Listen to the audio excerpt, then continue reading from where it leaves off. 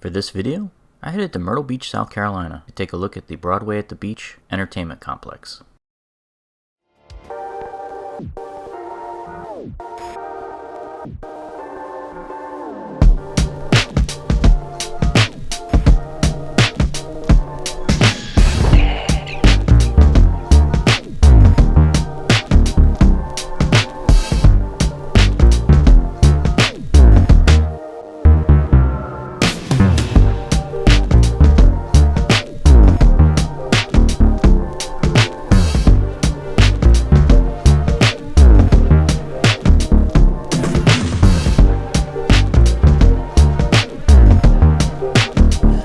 So I really love Myrtle Beach, South Carolina.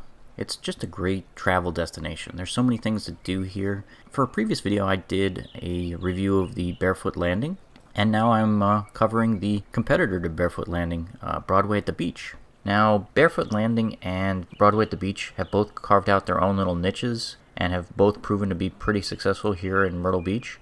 If you're staying in North Myrtle Beach, most people go to Barefoot Landing. And if you're staying on the south side of Myrtle Beach, most people come to Broadway at the Beach. When it comes to popularity, Broadway at the Beach is the more successful, more popular, and larger venue.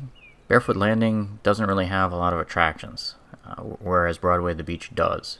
You know, Barefoot just has the carousel and an arcade and a ropes course, and that pretty much sums up everything over there. There's a lot more attractions here at Broadway at the Beach.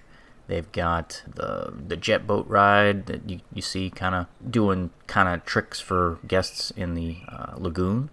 You've got an amusement park. You've got the Pavillion, and the Pavillion is actually split into two locations. There's the section with the big Ferris wheel, and then there's the section with the big slide.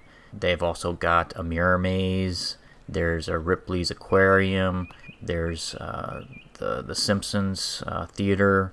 There's a music theater with different rock productions, so you can also zip line over the lagoon. So there's a lot of attractions here that simply aren't at the other competitor. This particular complex is 350 acres, so there's a ton of stores and restaurants in addition to all the attractions. Plus, it's in a great location. Right across the street, there's a big water park on the corner, as well as the wax museum. So there's just a lot of stuff to do right here, and it definitely has the edge over Barefoot Landing when it comes to activities. I had a really great time here. The Pavillion has a lot of great rides, although I am a little frustrated because the old Pavilion that was near the boardwalk on the beach used to have a great wooden roller coaster. So I was definitely disappointed that they didn't have a good roller coaster here when they rebuilt the Pavilion at Broadway at the Beach. In a previous video, I did a review on the Ripley's Aquarium that's also located here at Broadway at the Beach, and that's an amazing attraction. They really, when it comes to standalone aquariums, I've been to quite a few of them, and this is one of the nicer ones, and it's really well themed.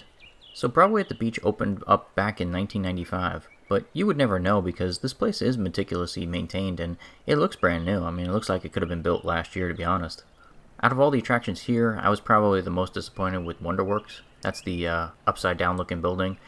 It's just a carbon copy of the Orlando attraction, so if you've already gone to the WonderWorks in Orlando, you can skip the one here in Myrtle Beach because it's almost the exact same thing. I mean, there's a couple different exhibits, but it's 90% the same as what you get in the Orlando attraction. This place really reminds me of City Walk a lot, but it's larger than Universal City Walk. The other thing that I was surprised by is in the summer months, they actually have a fireworks show.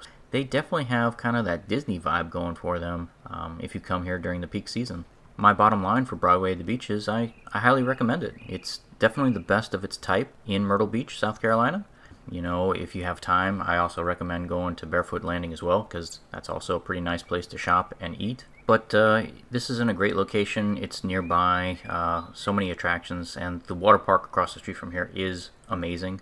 The amusement park is average. Family Kingdom is the superior amusement park in Myrtle Beach, so if you're coming here for the amusement park, you might be a little disappointed because there are better attractions in Myrtle Beach. But when it comes down to the food, the shopping, and the other amenities, this is definitely one of the best locations to come. Thanks for watching this episode of The Adventure Schmuck. If you enjoyed today's video, don't forget to like and subscribe. See everyone next week.